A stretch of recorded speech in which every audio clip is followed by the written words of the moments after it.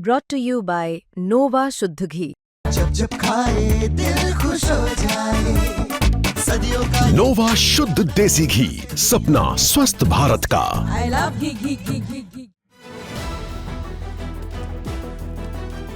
दिल्ली नगर निगम उपचुनाव को लेकर 2 दिन बाद वोटिंग होनी है और आज प्रचार का आखिरी दिन है।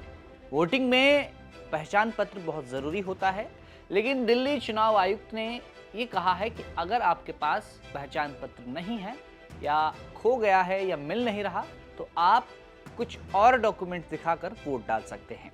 इस रिपोर्ट में मैं आपको बताऊंगा कि वो क्या जरूरी दस्तावेज हैं जो आपको वोटिंग करते वक्त अपने साथ पोलिंग स्टेशन में ले जाने हैं। नमस्कार, आप देख रहे दिल्ली तक, मैं हूं आपके साथ विजय।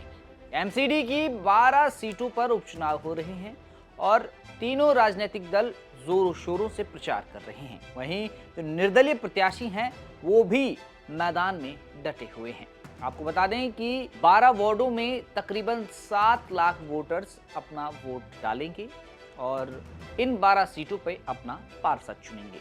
दिल्ली राज्य चुनाव आयोग के मुताबिक 12 वार्डों में वोटरों की संख्या 6,98,751 है, जिसमें पुरुष वोटरों की संख्या 3,74,988 है, जबकि महिला वोटर्स की कुल संख्या 3,23,710 है। थर्ड जेंडर वोटर्स की बात करें तो 53 वोटर हैं, दिव्यांग वोटर्स 60 हैं और 80 साल से ज़्यादा उम्र के बुजुर्ग वोटरों की संख्या 14,529 और 18 साल के जो युवा वोटर हैं उनकी संख्या 4,458 है। आपको बता दें कि वोटिंग के लिए 580 पोलिंग बूथ बनाए गए हैं जहां वोटिंग होगी और इन 12 सीटों पे पार्षद चुना जाएगा। अब आपने देखा होगा कि जब आप वोट डालने जाते हैं या अगर आप पहली बार वोट डालने जा रहे हैं तो मतदाता पहचान पत्र बहुत ज़रूरी मांगा जाता है। लेकिन दिल्ली चुनाव आयुक्त का कहना है कि अगर आप पहचान पत्र लाने में असमर्थ हैं या आपका खो गया है, और कई बार ऐसा होता है कि मौके पर कोई चीज़ मिलती नहीं है, उनमें से पहचान पत्र भी एक है, अगर वो आपको वोटिंग के दिन नहीं मिलता तो कुछ और ज़रूरी दस्तावेज हैं जिनको दिखाकर आप अपना वोट डाल सकते हैं। आइए जानते हैं कि वो कौन कौन से दस्तावेज हैं। इसमें आधार कार्ड या फिर मनरेगा जॉब कार्ड या पासबुक बैंक डाकघर द्वारा जारी जिसमें आपकी फ़ोटो हो, या स्वास्थ्य बीमा स्मार्ट कार्ड श्रम मंत्रालय द्वारा, या आयुष्मान भारत स्वास्थ्य कार्ड, या फिर driving licence, PAN card, smart card Bharat के पंजीयक महानिदेशक यानी आरजीआई द्वारा एनपीआर के तहत जारी, या फिर आपके पास अगर भारतीय पासपोर्ट है उसको दिखाकर भी आप वोट डाल सकते हैं। पेंशन दस्तावेज जिसमें आपका फ़ोटो हो, या फिर सेवा पहचान पत्र फ़ोटो जो केंद्र या राज्य सरकार या स्थानीय निकाय, सार्वजनिक उपक्रम और पब्लिक लिमिटेड कंपनियों के कर्मचारियों को जारी किए जाते हैं, या फिर सांसदों, विधायकों, निगम पार्षदों को जारी आधिकारिक पहचान पत्र, या फिर विशिष्ट दिव्यांगता पहचान पत्र UDID। सामाजिक न्याय एवं अधिकारिता मंत्रालय भारत सरकार द्वारा जो जारी कार्ड होता है आप उसको भी दिखाकर वोट कर सकते हैं। तो ये ज़रूरी दस्तावेज हैं। अगर इनमें से आपके पास कोई सा भी एक दस्तावेज है तो आप पहचान पत्र की जगह उसे पोलिंग स्टेशन पर ले जाकर वोट डाल सकते हैं। आइए अभी जानते हैं कि इन 12 वार्डों में कितने कितने वोट हैं। मुंडका में 54,525 लोग अपने मत का प्रयोग करेंगे। शालीमार बाग बी वार्ड में 66,391 वोटर्स हैं।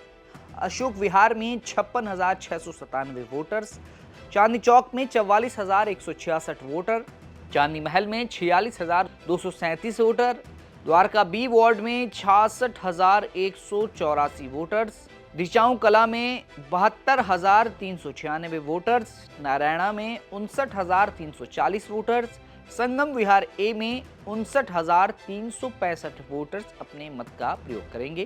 दक्षिणपुरी में 61,636 वोटर्स हैं, जबकि ग्रेटर कैलाश में 49,624 वोटर हैं और विनोद नगर में 62,190 वोटर अपने मत का अधिकार करेंगे और 30 तारीख को यानी 2 दिन बाद अपना फैसला मतपेटियों में कैद करेंगे।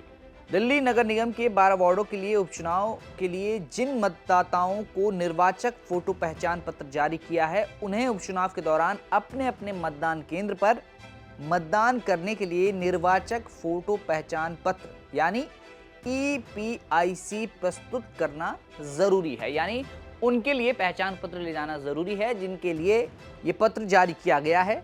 और अगर इनके अलावा जो सामान्य मतदाता हैं, अगर उनके पास वोटर कार्ड यानी मतदाता पहचान पत्र नहीं है, तो वो जो मैंने अभी कुछ देर पहले आपको डॉक्यूमेंट्स बताए थे, आप उन दस्तावेजों को ले जाकर वोट अपना पोल कर सकते हैं। आपको बता दें कि 30 नवंबर को MCD की 12 सीटों पर उपचुनाव होने हैं और इनका नतीजा 3 दिसंबर को आएगा। अभी देखना है कि 30 तारीख को इन 12 वार्डों में ये 7 लाख मतदाता किसको चुनते हैं और किसकी किस्मत मतपेटियों के साथ 3 दिसंबर को खुलती है। फिलहाल के लिए इतना ही। दिल्ली की तमाम खबरों को जानने के लिए आप दिल्ली तक देखते रहें और दिल्ली नगर निगम के उपचुनाव की तमाम अपडेट्स भी आपको दिल्ली तक पर मिलेंगी।